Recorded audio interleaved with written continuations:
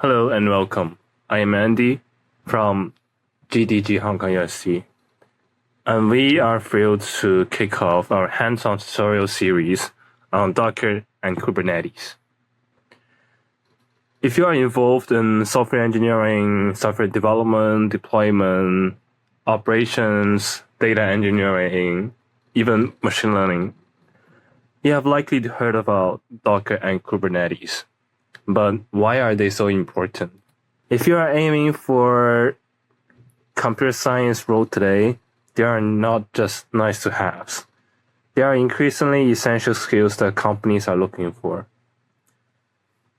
Docker and Kubernetes are frequently listed in software engineering jobs or engineer jobs requirements, including backend, front-end, full stack.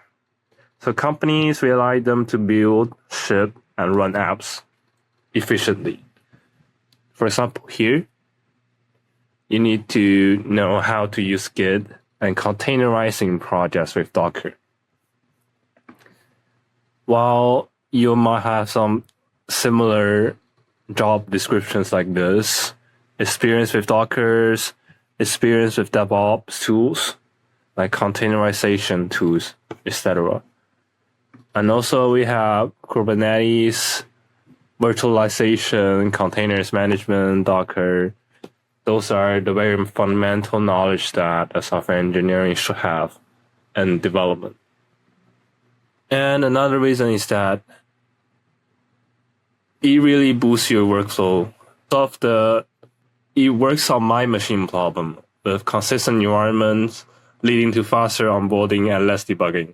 And that is really the case when I was trying to send my code to my friends, and then somehow it doesn't work on their laptops.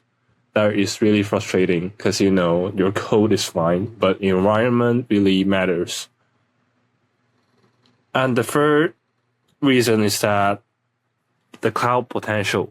So if you want to be a cloud-related software engineer, it is foundational for using managed Kubernetes services on major cloud platforms such as Google Cloud and etc. And usually as a software engineer, you push your code to your development branch, and then you might need to update it in the production branch. And then everything will happen most likely in the different Dockerized containers, and they have systems that you need to deploy on cloud. So that is also essential if you want to be a software engineer. So in our tutorial, we will focus on hands-on coding. But before that, it is really important to get to know the basic concepts. Our series focuses heavily on the practical side. We want to learn by doing. So to cover the theory, we strongly recommend watching some good introductory video on Docker and Kubernetes first. So here are something that I think is useful and quite intuitive, interesting. And there are some links in the README file, so make sure you check them out. And of course, you can search online to enjoy whatever kind of tutorial that you might want. After that, please join us right back there for part 1, containerize an application using basic Docker commands and concepts.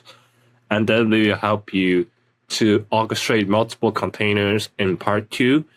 Then you deploy the application to Kubernetes using Minikube, covering deployment, services, and persistence volume for part 3. And we might have more future series ongoing. And thanks for watching the video, and let's start building Docker and Kubernetes together.